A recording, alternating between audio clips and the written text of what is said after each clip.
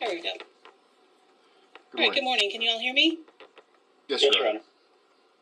Okay. Mr. Bass, I don't know if I could hear you. Oh, there you go. Okay, thank you, Your Honor. Okay, great. Thank you. All right, we are now in session on this Zoom hearing in case number CV 35-24-1063. It's entitled DPW Enterprises LLC and Mountain Prime 2018 LLC versus Jeremy Bass and Dwayne Pike. I note Mr. Stoddard is present by Zoom on behalf of the plaintiff, and Mr. Bass is present by Zoom representing himself. Mr. Pike is represented by Ken Nagy, and there is a notice of non-opposition. And so Mr. Nagy had indicated he was not planning on being present at this hearing today on this motion to dismiss. And just to clarify for the record, this hearing today is on Mr. Bass's motion to find it back here. It was filed on August 14th. It's the motion to dismiss and strike the summons and complaint.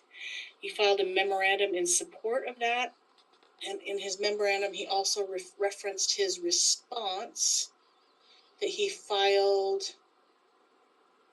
same day to the complaint. And I note that there is a response in the motion for summary judgment that was filed by plaintiff. The memorandum supporting that motion for summary judgment also detailed the plaintiff's opposition to this motion to dismiss and strike the summons and complaint. And so this matter was set for hearing today. We do have one other issue we need to take up, but I don't know if you want to do that first.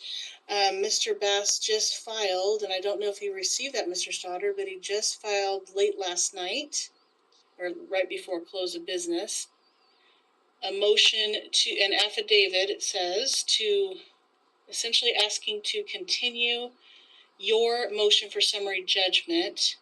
It had originally been set for the 15th of October, and then it was an amended motion or notice, was filed setting it for October 22nd. And so, Mr. Bass, you are seeking an extension of time beyond October 22nd. Is that correct? Yes, just a small window more. All right. And so, Mr. Stoddard, I don't know whether Mr. Bass contacted you to see whether you would agree to that or whether this is a motion that you haven't seen yet. Yeah, I haven't seen the motion that was filed with the court. I did look on the docket this morning. I received an email from Mr. Bass, a cryptic email last night about needing more time, but it didn't reference more time for what, whether that was for today's hearing or any of the other motions. And so I'm not sure, what the basis is. In my view, my client purchased this property in March. Mr. Bass is living there rent-free, and so obviously they are wanting to get this matter taken care of sooner rather than later. So without having seen the motion, I can tell you my clients would oppose any additional continuance. That summary judgment hearing has been moved now twice, all at Mr. Nagy's request, because he has had other conflicts and been nice enough to reach out to the court and find additional hearing dates. And so out of professional courtesy to him, I've been happy to move those hearings because they have not been for a extended period of time, and he's been able to obtain alternative dates from the court on a relatively quick basis. So, Mr. Bass obviously has gotten the benefit of those extensions because I haven't wanted to bifurcate the summary judgment motion and take up 2 dates on the court's calendar, and have instead sought to just move them both. So, again, I would oppose any continuance of the summary judgment motion. All right. And just to be clear, you referenced motions that have been filed by Mr. Bass. I just want to make it clear for the record that originally the first motion that was filed was the motion for appointment of co-counsel, which we dealt with at the last hearing on, I'm remember what day we were in court. It was early September. I'm not seeing my minutes, so there they are. September 17, we dealt with that issue, which I denied the motion for appointment of co-counsel. And then the second motion filed by Mr. Bass was this motion to strike the summons and complaint, which we have set for hearing today. And then he also filed a motion to amend the filings to include verification as well as a notice of verification. Mr. Nagy indicated that he had no objection to that particular motion. And I believe that you have also filed, Mr. Stoddard, a notice of non-opposition to that particular motion to add the verification. So that one has been resolved. The only motion that Mr. Bass has filed now that remains unresolved is this motion to dismiss. And then we have plaintiff's motion for summary judgment. I think that defendant Dwayne Pike, through his attorney Ken Nagy, has filed an opposition, filed a response to that motion for summary judgment, and we just don't have a response yet from Mr. Bass. And that is what I was, Your Honor, just asking for another week to finish my response. And that's all and I'm not unsure why the motion, I did send it out to both parties, to Mr. Nagy and Mr. Sauter. Not sure why did you email that, or did you? Yes, I emailed them, and then there's also a copy that's being sent in the mail as well. So I'm sure why they got them. Thank you. And I will note for the record that Mr. Pike is now present on Zoom. Mr. Pike, your attorney is not present because he filed a notice of non-objection to Mr. Bass's motion in regards to his motion to dismiss. You're certainly welcome to be part of the hearing to listen to what is going on, but my understanding is that your attorney filed on your behalf a notice of non-objection to this particular motion. Okay, thank you very much. I'm Judge Evans. All right, and so we'll get to that motion to continue in a moment in regards to summary judgment. Let's take up the motion to dismiss and strike the summons and complaint. And so, Mr. Bass, this is your motion. So I'd be glad, I have reviewed, first of all, your 3-page motion to dismiss and strike the summons and complaint, as well as the 15-page memorandum in support of that motion with attachments. I haven't numbered the attachments. They're exhibits A through E, or F, excuse me. And then in it, you referenced your response to the summons and complaint. I've reviewed that. And I have reviewed, Mr. Stoddard, the portion of your memorandum that's in reference to this particular motion, the second half of your memorandum. And so with that in mind, Mr. Bass, I would be glad to hear argument. I believe that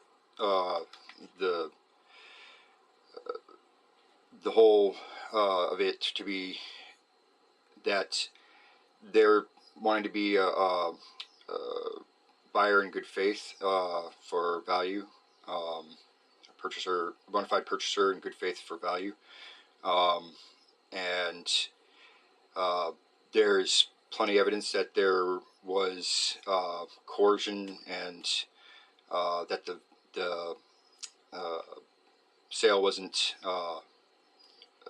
above board, and that they're not a bona fide buyer, and that's the basis for dismissal. Yeah. All right. So just, I want to clarify. Just writing my notes here.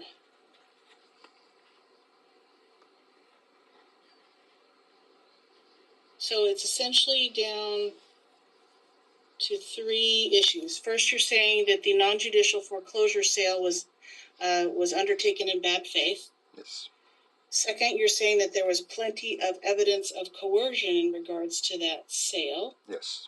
And then second, you're saying that DPW Enterprises and Mountain Prime 2018 LLC were not bona fide buyers of Yes, the Your Honor. residence. First of all, where is the plenty of evidence in regards to coercion of the sale, and why should this court consider the sale when that's not an issue before the court? Your Honor, in order for them to have possession of the house and title, they would have to be a purchaser in good faith for value under Idaho Section 45-1508, and which is what would give them give them the right to proceed forward. The evidence that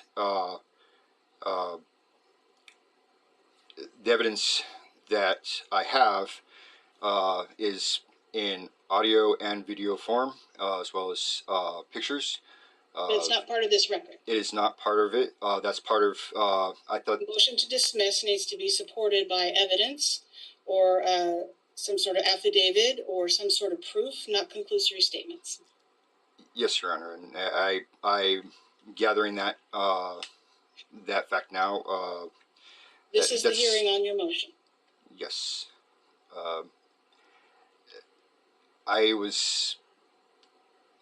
I didn't understand that you weren't supposed to, that you had to give everything out right now. I thought we were supposed to bring more evidence as we went. How else could the plaintiff respond to your motion if you don't present what it is you're trying to argue? I thought this was a notice pleading state, so I thought we were supposed to bring, and this is why I needed co-counsel. These little details. I understood, Mr. Bass, but I have plenty of people that appear in front of me representing themselves. They read through the rules and they figure out what they need to do. I am instructed by the Supreme Court to treat you no differently than I treat an attorney if you choose to represent yourself.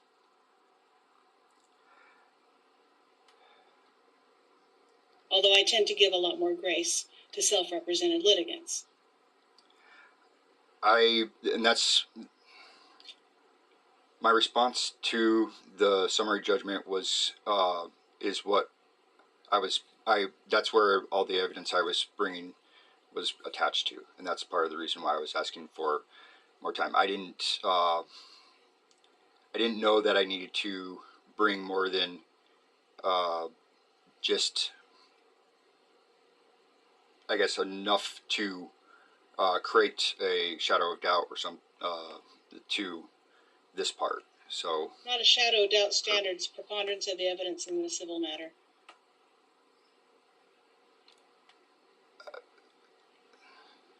That's the standard of proof that I look at.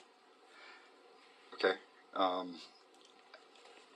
I have the evidence here. I mean, I could show it. I didn't have it. That's what I was presenting for the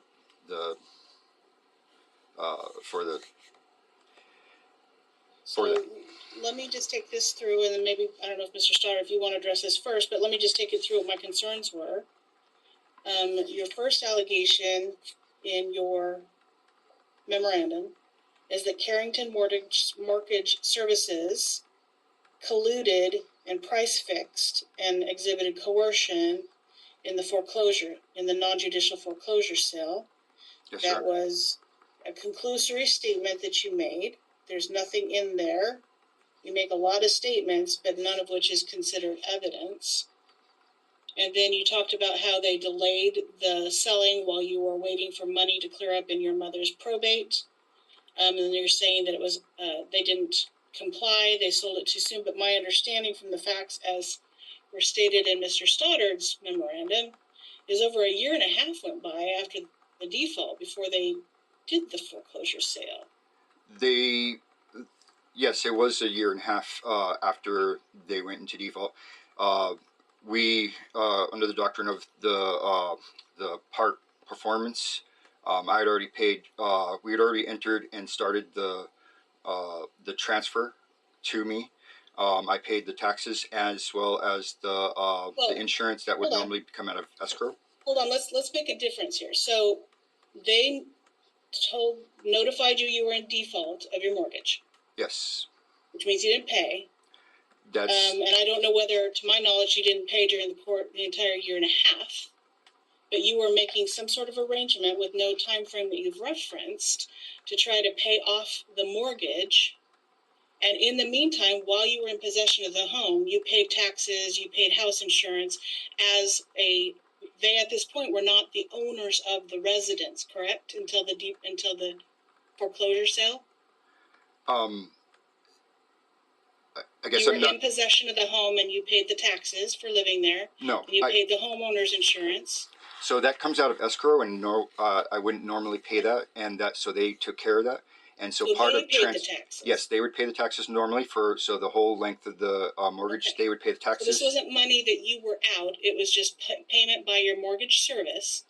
As in the due course of business, as mortgage companies do, they pay your taxes to make sure they're paid. Yes, before. And so after the foreclosure, when I highlighted the issues that were there, and now we didn't go into foreclosure because I didn't make payments. We went into foreclosure because I stopped and said, hey, you guys were caught in fraud and we need to look at this. And we went into forbearance for over almost 2 years worth of time that they kept me on it. So you were disputing the original mortgage? Correct, because the even the instrument that is being foreclosed on isn't even the instrument that we were operating under. The instrument which you made payments on since 2009. Yes, correct. Well, no, 2008, and I didn't know that. So the original the original instrument that I made payments under was from 2008. They reconveyed that and said it was paid off in full, and then without my knowledge. So it was picked up. Somebody else purchased your mortgage. No. Another financial company purchased your mortgage. No, no, Your Honor.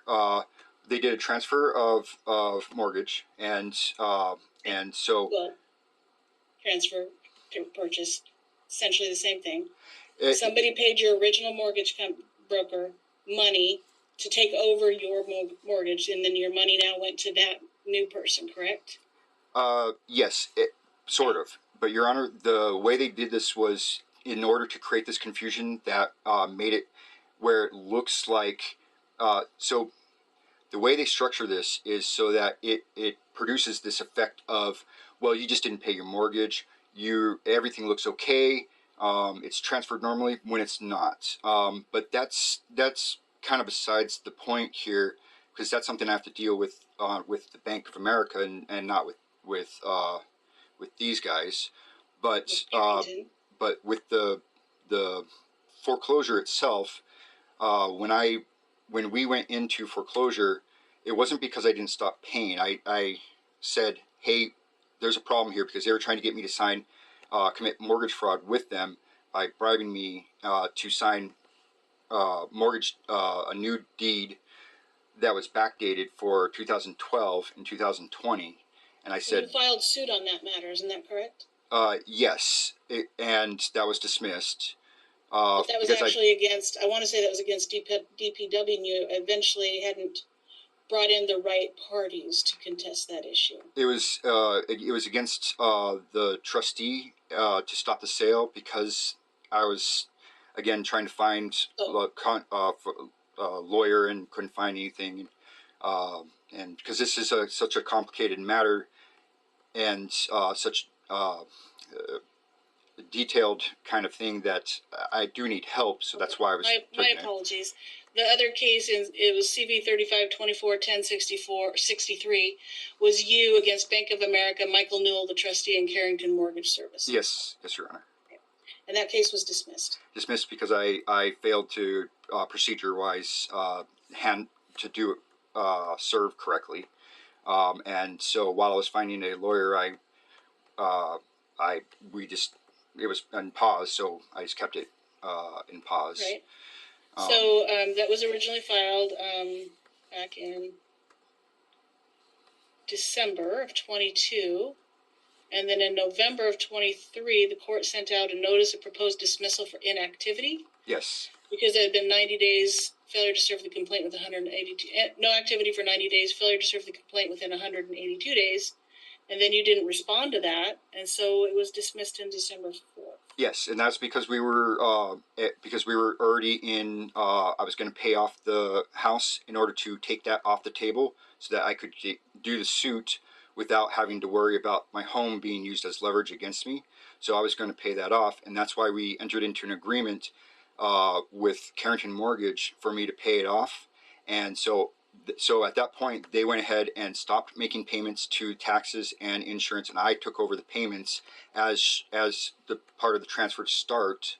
So we already started actually doing the transfer because I instead of the escrow paying for the insurance and the taxes, I started paying it, and they gave me the payoff amount, and as I was waiting for the escrow, and so they knew that was coming, and the whole reason why we had the contract, the lease agreement that happened before was because it was not expected for them to just suddenly go against our agreement of me paying it off, and then they just went and sold it. Let me interrupt for a moment. I'm sorry. I'm not sure if it has bearing on this case, but out of curiosity, what was your agreed deadline for you to pay off that amount that they said you could in order to keep your home? It was as soon as the probate was off to be finished, and we had regular updates every month to let them know where we were in the probate as far as everything goes. And so Carrington Mortgage said, don't worry, we're going to just let this extend out there until someday your probate is taken care of. Is that what you're representing? No, not at all. Was there a deadline that they wanted you to have that done? They did not give me a deadline, no. At some point within that year and a half, they apparently decided not to wait any longer for this probate to occur, and sent you notice of the foreclosure sale. No, every month they continued to they postponed it every month, and because you can only put it out for 30 days, I guess, and so the probate was going to end, and we were just getting done with it actually in February, and they were going to get paid off actually in March. This they knew, but what ended up happening was they called me on a Friday. I didn't get the call, and then on Monday they went ahead and I think it was Monday, where they went to go ahead and we did the same normal monthly cycle of, I let the other side, the trustees, know that we were still doing the probate, we're still moving forward. I just paid the taxes, I just paid the insurance, we're moving forward on everything, and but because I didn't pick up their phone call on the day before, they went ahead and pushed forward on Friday because I didn't, or that February, because I didn't answer the phone call, and then when I called back, they just decided to push forward, despite the fact that we were moving forward in things. They had already sent me the payoff. We had to get a re-updated number, so they were sending me new numbers, and they were in process too. But we had the numbers, the initial numbers to pay off, and yeah, we were already in process. And so why didn't you show up at the auction and tender an offer that you owed the $163,000? Because that would have been a crime. If I had done that, I would have been participating in a fixed auction, which the representative that was at the auction, there was only one bidder that was there. That was the same lady that had called me and tried to intimidate me into selling to her ahead of time. And when I have that's part of the evidence that I was going to give to in response to the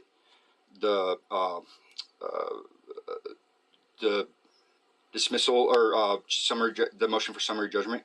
The evidence that I was going to file with that is the video and of it, and the conversation from the lady that she called and said that they had been talking with the bank and setting the price. They were setting the prices and negotiating ahead of time, that's illegal in itself, because It's a public auction. There was no bidders. There was one person that came with printed checks. They didn't do any bidding. And if I had participated, it would have been in a knowingly fixed auction that would, yeah, if it's price fixed, then I would be participating in that. But I was there at the auction. Say if it's price fixed. You're asserting it's price fixed. Now you're saying if it was price fixed. Not so if you it was. You don't have evidence of that, do you? No, I do. I have them admitting to it that they were price fixing it. And them would be? Well, let me get that up then. The name is. What company does she represent? The plaintiffs right now. DPW Enterprises and Mountain Prime 2018 LLC? Yes, Your Honor. I'm grabbing her name right now. Let's see.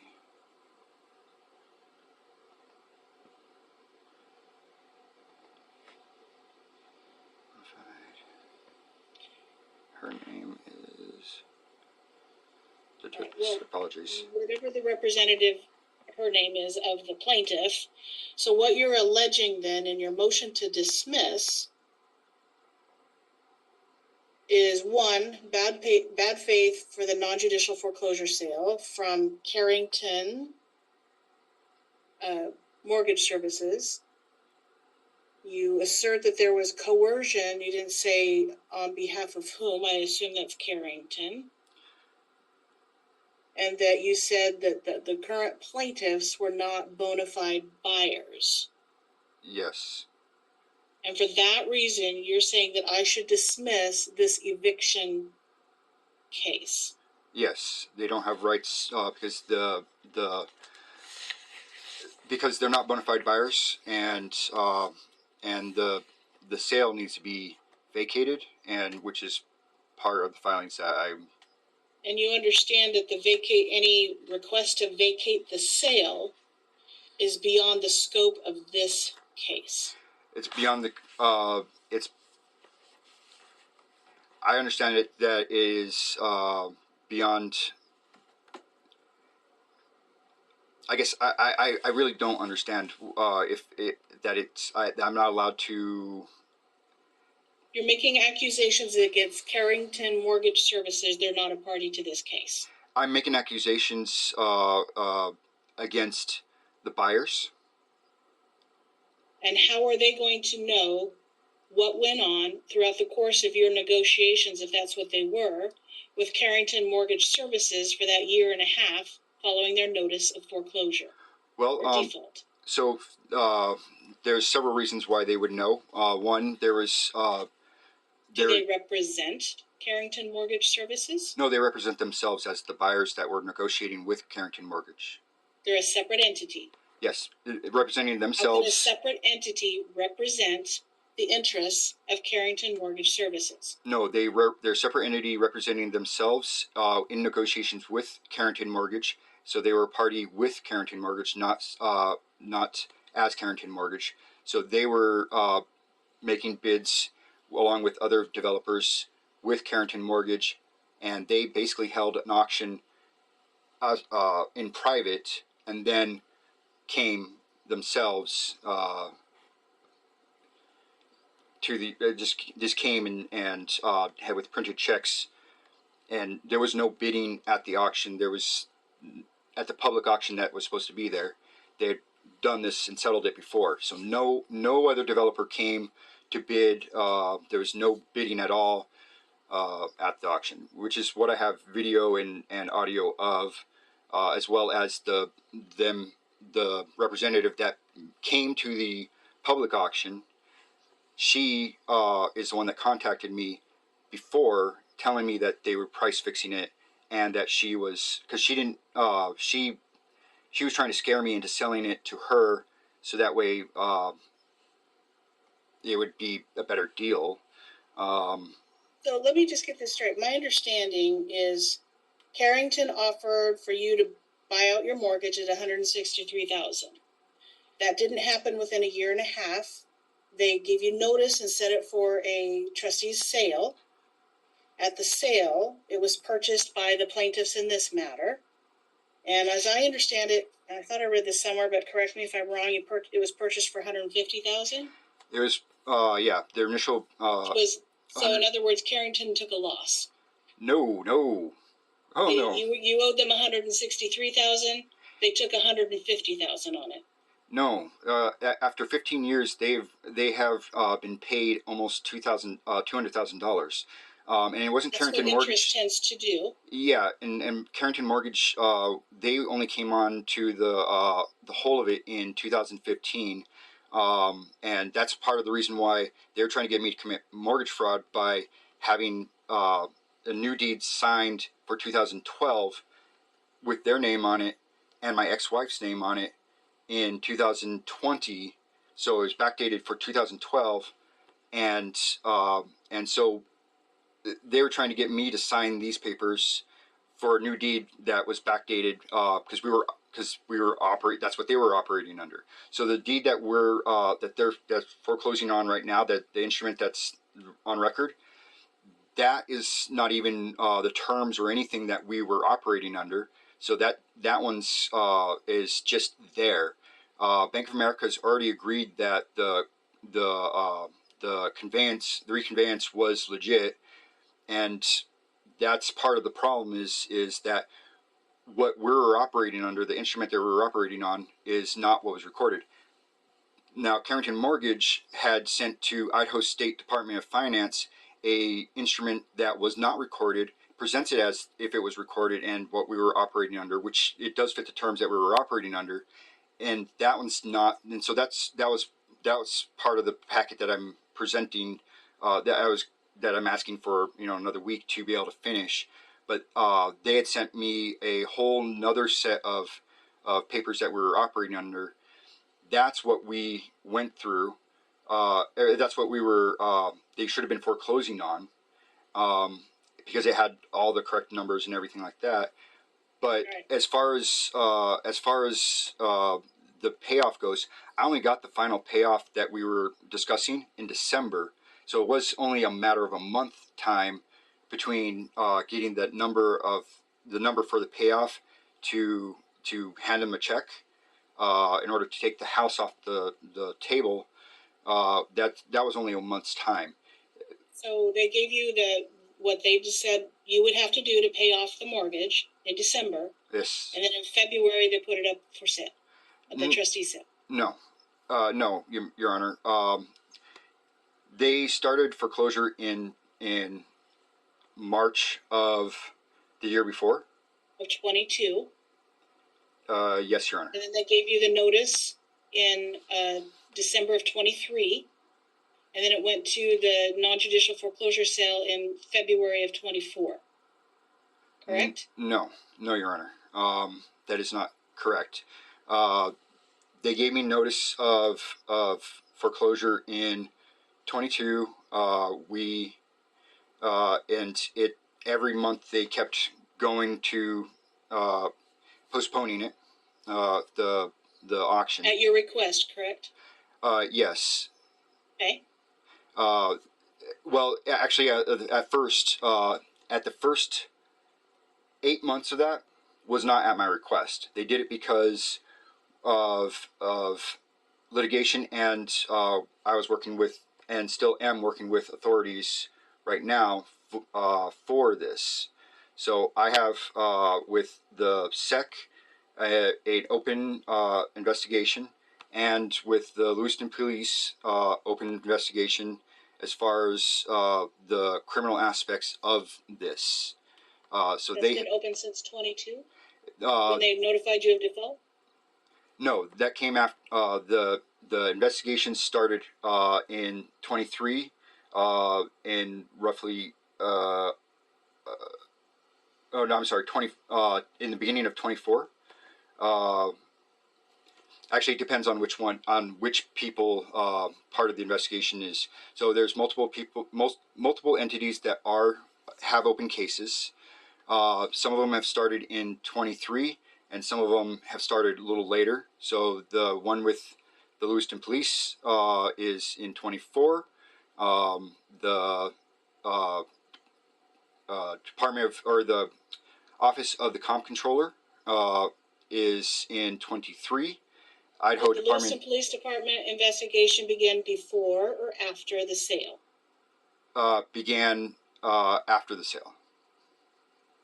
Did the investigation with the other entity that you're referencing, I think you said the SEC, did that begin before or after the sale? I believe the one with the SEC began before the sale, and the one with the comp controller for the Treasury, that one began before the sale, just before the sale. All right, so as I understand it, you don't think that this was an appropriate foreclosure sale. You think there was bad faith. You think that there was coercion, that the current plaintiffs in this eviction case are not bona fide buyers through the trustee's sale. That's why you're asking for this petition for eviction to be dismissed. Yes. And the evidence you have presented me on your motion to dismiss consists of nothing. I understand that, and that's the packet that I'm giving with Okay. further evidence All right. of and things. we'll do a summary judgment later, but on the motion to dismiss, you wanted it heard separately from the summary judgment, so that's what we're doing. Yes, Your Honor. All right, so Mr. Stoddard. Thank you, Your Honor. I think as the court's aware, the standard on a motion to dismiss is that all of the averments of the non-moving party are accepted as true. With that in mind, the court has before it, as part of the complaint, a copy of the issued trustee's deed. It reflects that the property was purchased by my clients for $165,346.71. So the property was purchased at a public auction where my client was the highest bidder, paying in excess of what Mr. Bass owed on the loan per his own payoff that he attached to his document. There's been nothing presented in his motion or supporting documentation of any collusion, coercion, fabricated, fraudulent documents. Again, they are, as the court noted, merely conclusory statements. What the record reflects is that there was a default. Notice was given under the Idaho Trust Deeds Act. Sale was set, postponed for an exceedingly long amount of time, I think partially due to prior litigation between Mr. Bass and the trustee and the lender, and ultimately a sale date set, a sale held. Mr. Bass's comments even indicate nobody was prohibited from going to that sale. Apparently he went to it, or somebody did and filmed on his behalf. If no other bidders show up besides my client, that ends up being lucky for my client. But there is otherwise no evidence that people were deceived or told there was no sale. The record has the copies of those sale notices. And so because of that, if Mr. Bass has issues with his prior lender, his prior servicer, the prior trustee, he's certainly free to pursue those claims with whatever authority he wants or the court. But the issue before the court today is my client's right, title, and interest in that property, having purchased it at the trustee sale for over $165,000, which was paid. And because of that, the motion to dismiss, I think, fails, both because of lack of evidence, but because there has been a proper claim pled with proper supporting documents in the record. All right, thank you, Mr. Stoddard. In regards to this motion to dismiss, I'm going to take this matter under advisement and I'll issue a written decision in due course. Meanwhile, we have the plaintiff's motion for summary judgment currently set for, it's been filed since middle of September, but now it's set for hearing on October 22nd. It was a continued hearing. And Mr. Bass, you filed the motion yesterday evening asking for that motion for summary judgment to be delayed at least a week. Yes, Your Honor. Prefer two, is that correct? Yes, Your Honor. Mr. Stoddard, I know that it was originally set for the 15th and it was moved to the 22nd. And I think that was based on Mr. Nagy's availability, who represents Mr. Pike. Is that correct?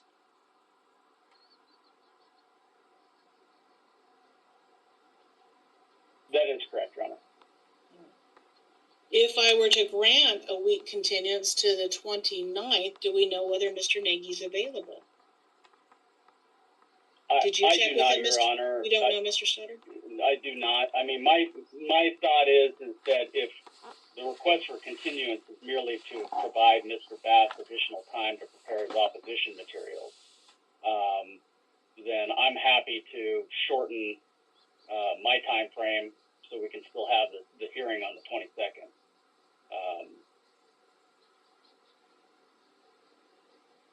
Well, even if I granted the week, so that he'd have 14 days prior to the hearing, that would need to happen today, the response. It didn't sound like Mr. Bass was ready to file that today. No, Your Honor. I need an additional week to finish transcribing and to finish the last of my papers. And together, So you need until the 15th then to file your response? that would be, yes, Your Honor. And Mr. Stoddard, you're willing to waive the time, that rather than 14 days, you're willing to go with 7 days prior to the hearing for that response to be filed? That's fine with me, Your Honor. Again, I think the issues of which Mr. Bass is complaining are against parties other than my client, and frankly belong in a separate, unrelated suit. So, whatever he's going to present, I think ultimately is not going to have any bearing on my client's position, which is it purchased the property. There's a trustee's deed. The statutory framework in Idaho says that sale's final, and we're a good faith purchaser. So I don't mind shortening it 7 days so that we can get it heard on the 22nd, which is already clear with Mr. Nagy's calendar and already the time set for hearing the summary judgment against Mr. Pike as well. All right, and so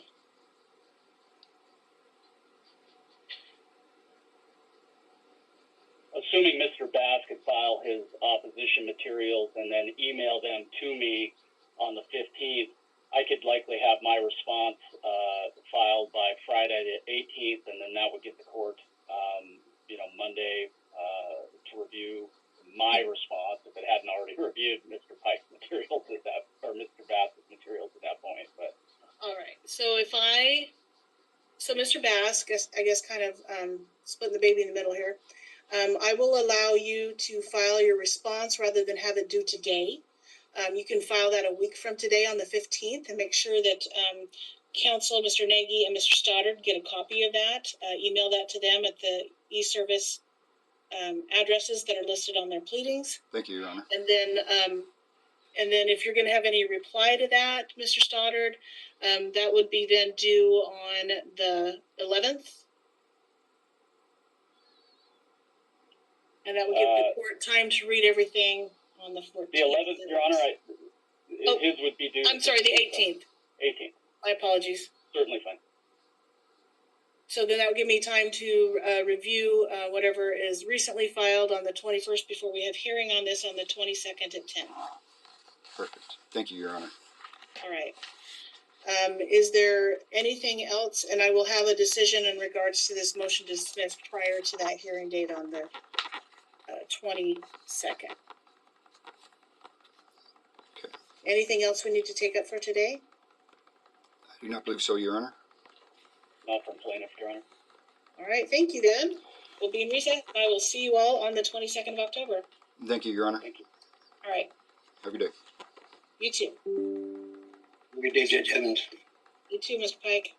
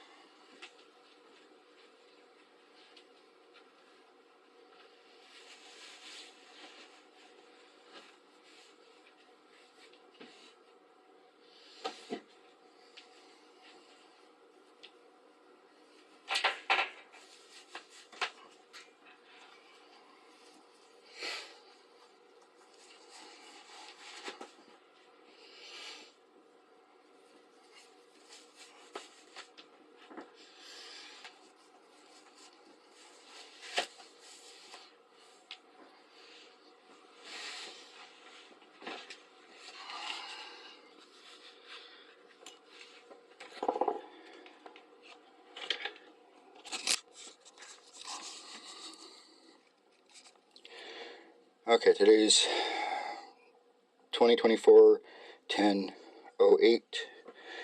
It's 9:47 a.m. Jeremy passed 31782. That was court. Yay.